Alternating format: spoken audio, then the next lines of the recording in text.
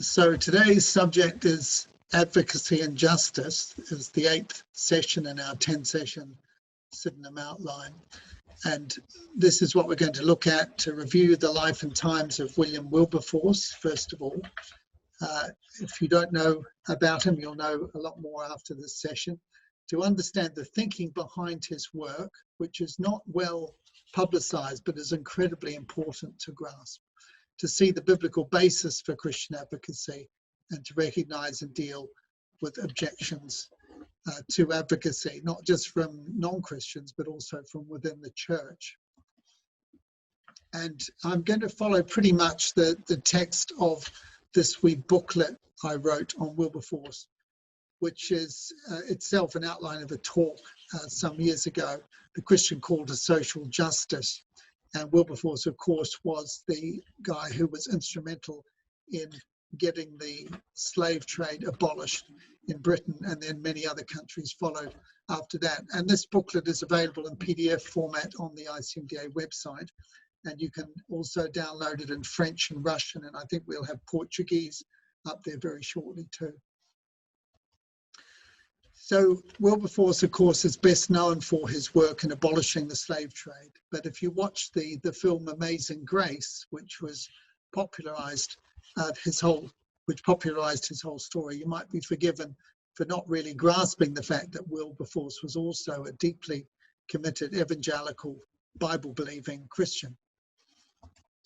He was born in 1733 and he died in he was born in 1759, the slide is incorrect there, and died in 1833 at the age of 73.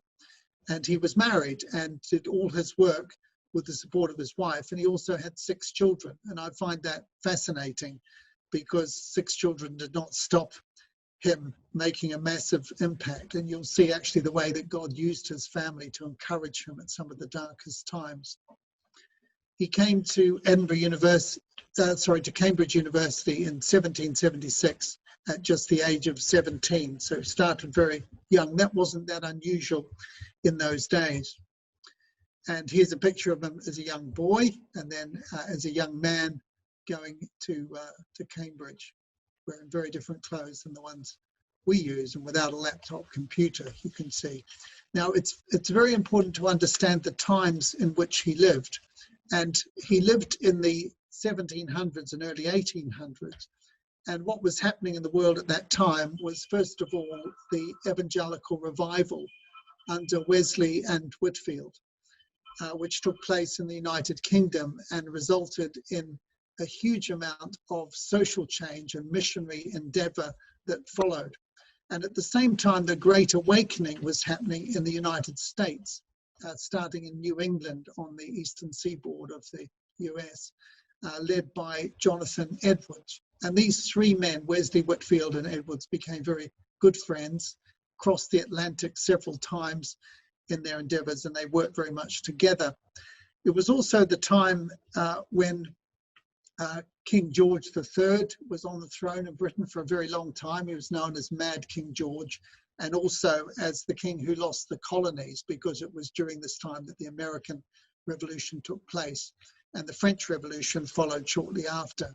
And it was at the end of the 18th century in 1792 that William Carey went with the Baptist Mission Society to India and started the modern missions movement. So these 2 revivals on both sides of the Atlantic led to not just a huge amount of social change, but also to missionary work all around the world. And many people in the developing world today, that's when it all started.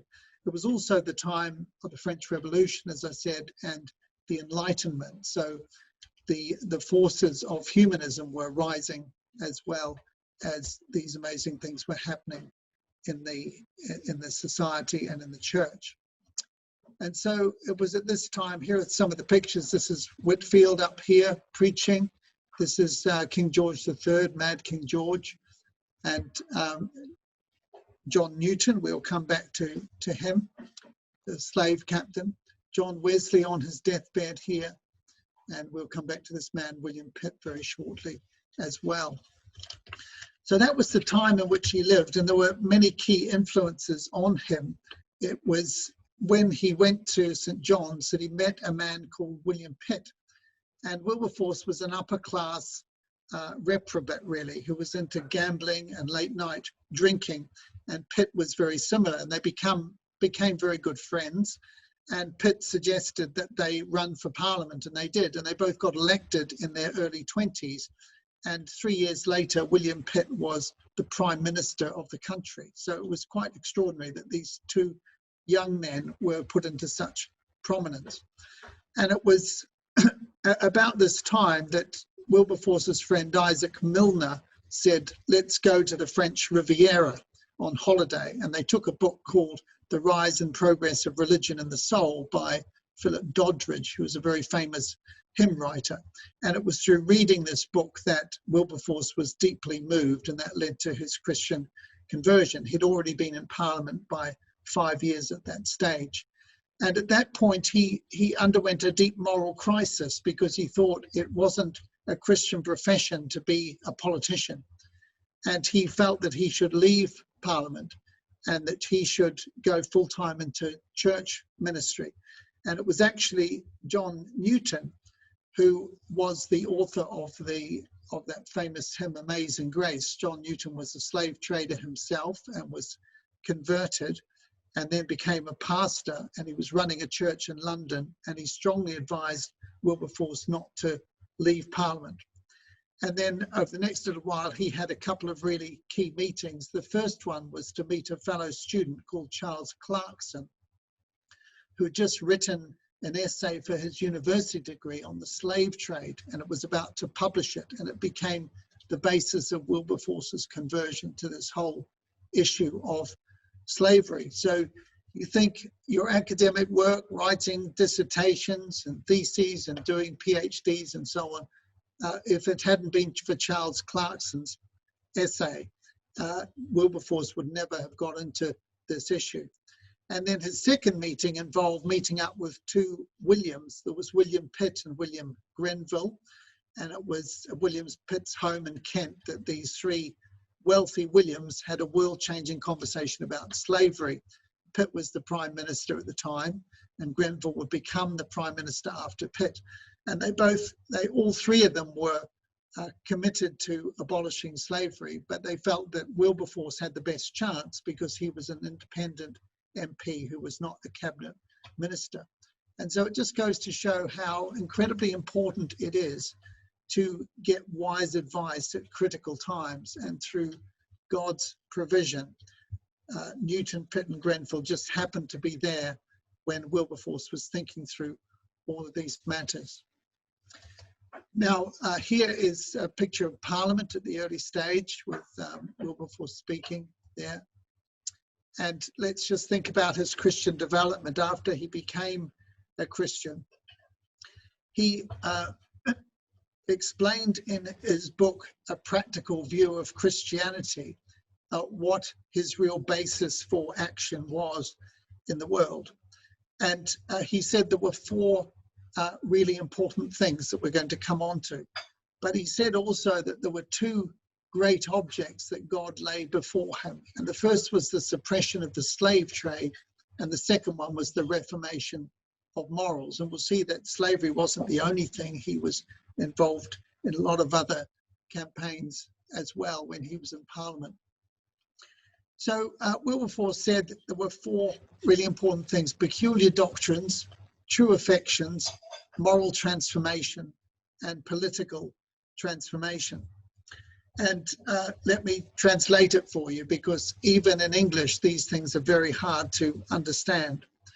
But what he said was that, in a sense, that Christian beliefs, doctrines, change hearts, affections, which change lives, moral transformation, which then transforms society, political reformation.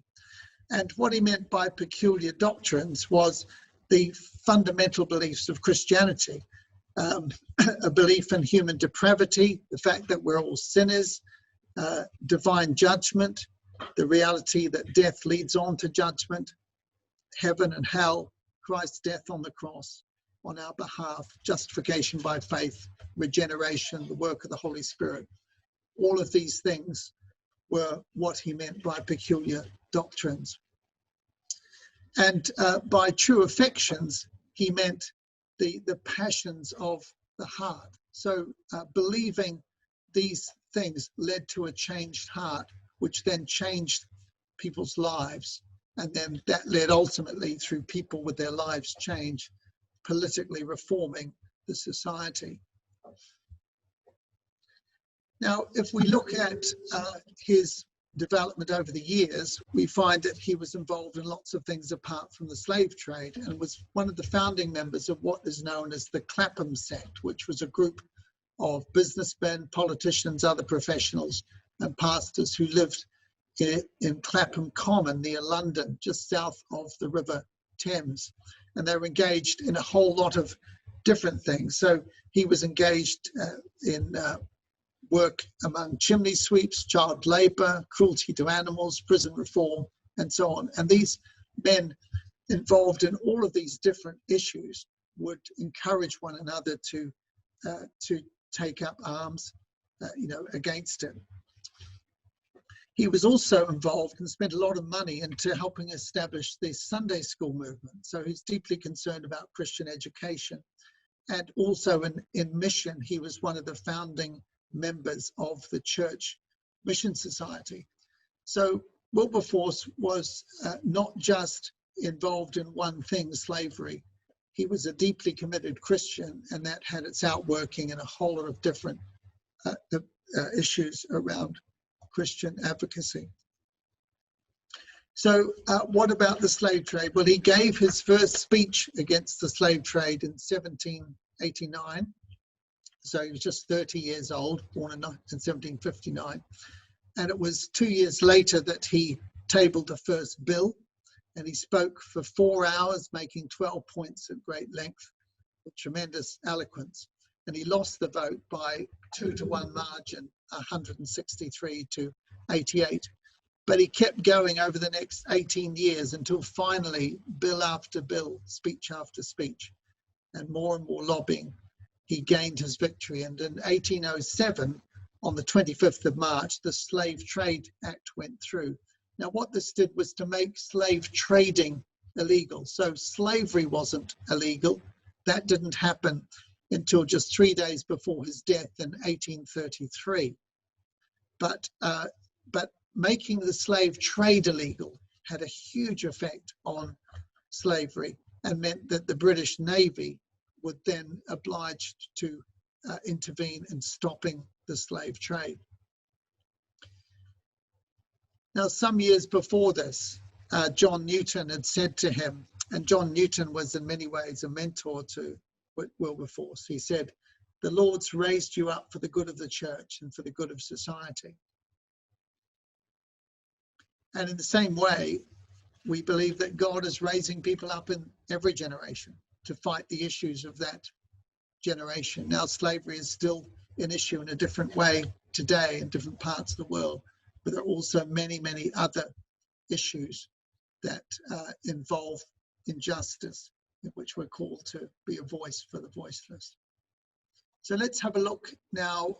Here are just some of the influences on him. Hannah More, one of his closest allies, who worked with him. And then this other lady, Madame de Stael, who was who called him the wittiest man in all of England. A lot of wealthy women who supported him in his work.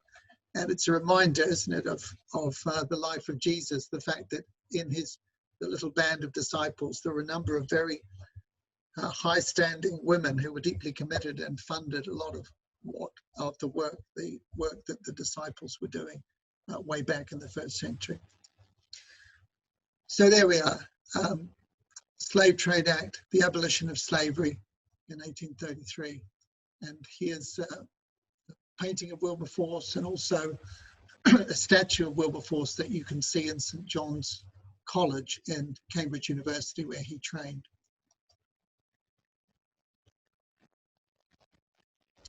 This is just another little diversion. William Cowper, who was said to be the leading poet of the evangelical revival in the 18th century, was another friend of Wilberforce's. So I find it very interesting how these people who were so influential in history all knew each other at this time and worked very much together. This is, of course, they didn't have the internet, they didn't have photography, so a lot of what they did in order to get their message home was to use pictures that have been drawn. This is a picture of a slave ship with the slaves all laid out. And this was the legal drowning, because it wasn't against the law, of 132 Africans from the slave ship, the Zong, which had a big impact on public opinion. And this was the image, they say, that stopped 1,000 ships by Josiah Wedgwood. Am I not a man? Or am I not a man and a brother? A slave bound in shackles there, saying that the humanity of the slave was one of the battles that they had to win in people's minds.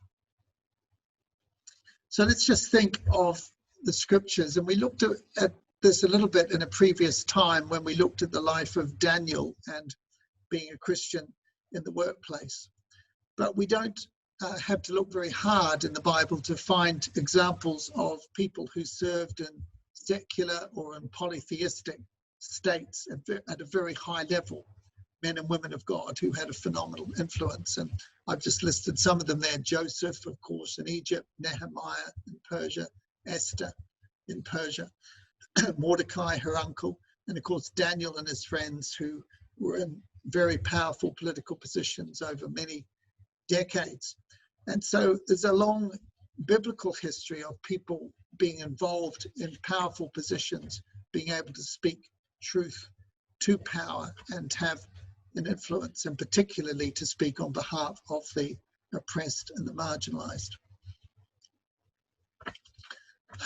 And as we looked in a previous time, serving in Babylon, being in the world but not of it, as Daniel and his friends were, involves both being morally distinctive but also engaging in the world.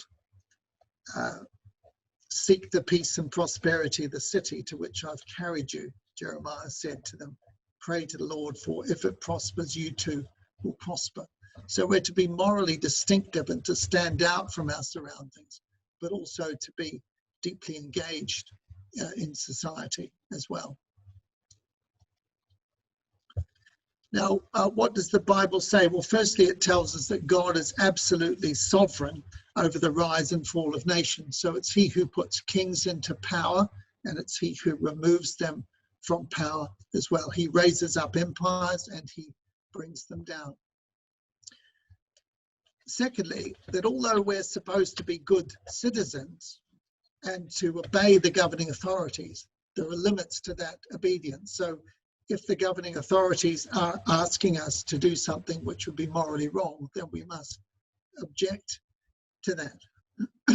And there are many examples in Scripture of God's people being asked to do things that were morally wrong and objecting it. And that was objecting to it, and that was part of their role as good citizens. So think of the Hebrew midwives who were told to kill the children of Israel and refused even the king of Egypt, or Rahab, who was told to bow to the king of Jericho, sheltering asylum seekers from Israel, to hand them over. She didn't. Daniel and his friends, who were told to refrain from public prayer or bow down to the idols of the age, they refused to. Or think of the apostles who were told to stop speaking, and they said, no, we serve God and not men.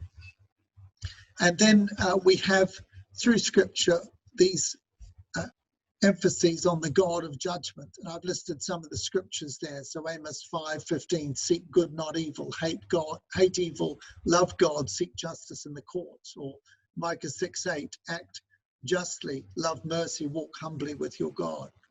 Or Proverbs 29:7, the righteous care about justice for the poor. or Proverbs 24:11, rescue those being carried away to death, those staggering towards slaughter.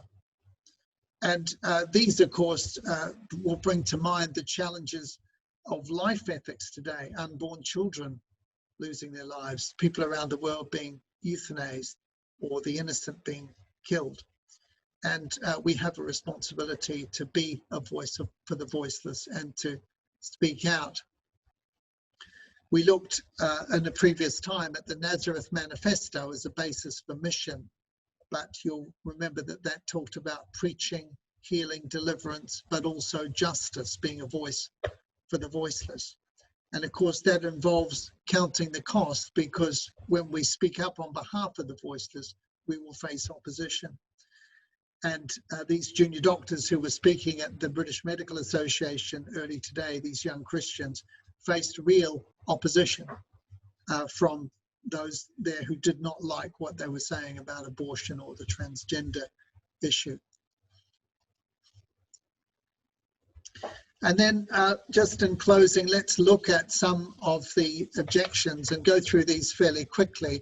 But these are the kind of things that you'll hear not just outside the church, but from people inside the church who think that Christians should not be involved in advocacy, even despite of the long history that we see in the Bible of people speaking out, or in the long history we've seen in the 2,000 years since, marked by people like Wilberforce, who were driven by their Christian convictions to speak out on behalf of those who were being oppressed.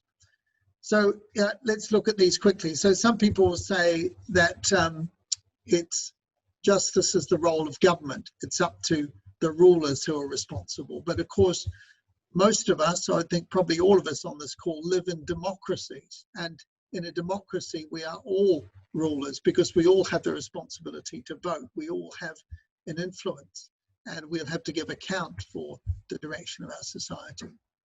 Then there are those who say the church's real work is evangelism. Of course, evangelism is a big part of the church's work. But the Great Commission is about making disciples, and making disciples means helping people to obey everything that God has commanded and to reach full maturity, not just in the church, but as citizens also.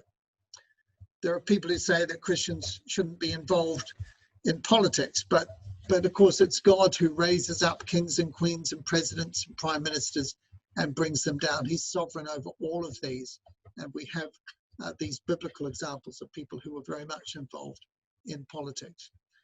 There are people who say, well, you know, we live in a pluralist society where people don't agree with us about our religious convictions. But of course, excuse me, Rome and Greece, when the Bible was set, were both pluralist and polytheistic societies, but it didn't stop people being salt and light then. There are those who say that laws will not change people's hearts, and of course they may not, but they do restrain the heartless good laws. They stop people exploiting others because of the fear of the penalty that is held in reserve. There are others who say we cannot legislate morality. But the point is that all laws legislate a morality of one kind or another, because all laws are based on a moral framework. And the question is not whether we legislate morality, but whose morality it's going to be, and whether it's going to be a morality that really involves real justice. There are some who say we should just be doing social service and not social justice, so feeding the hungry, visiting the sick, providing medical care, and so on. And of course, we should, as Christians, be doing all of those things as a church, as God's people. But you've also got to ask the questions about why people are hungry, why people haven't got medical care, and to address these societal injustices that lead to these things. There are some say, well, you just antagonize people rather than commending the gospel. And it can be very tempting to remain quiet because people will sometimes get angry in response to what we're trying to do and to speak out on. But Jesus antagonized people. It's always the result when people speak the truth, because people have something to lose. And at the time of Wilberforce, there were lots of people right to the highest levels in society who were making a lot of money out of the slave trade and therefore were opposed to it. There are some who say we shouldn't restrict people's freedoms, but we don't have the right to exercise freedoms that undermine the reasonable freedoms of others. And it's about a balance. Every law restricts human freedom in some degree, and free will or autonomy is not absolute.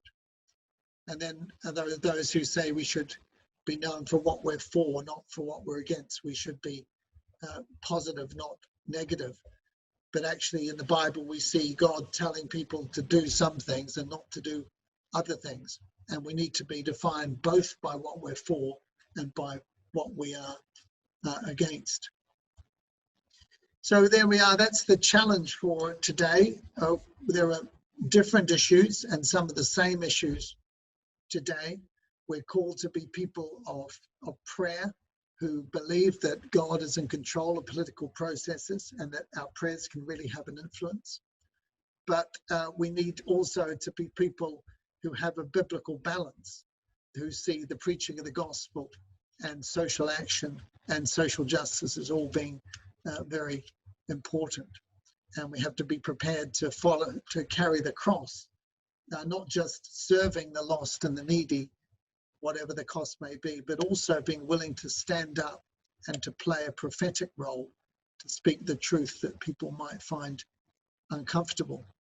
And you see, doctors and dentists are really in quite a powerful position, because we are respected professionals within society, and we do have a voice, and it's a voice that should be heard. And many of those for whom we're called to speak do not have a voice. They do not have a platform. They do not have the eloquence or the ability or the means to be able to speak.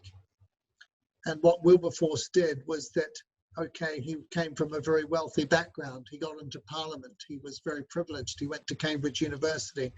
He got a great education. But he saw all of these things really as preparing him for what God was calling him to do. It's speaking up for those slaves who had no one to speak on their behalf. And he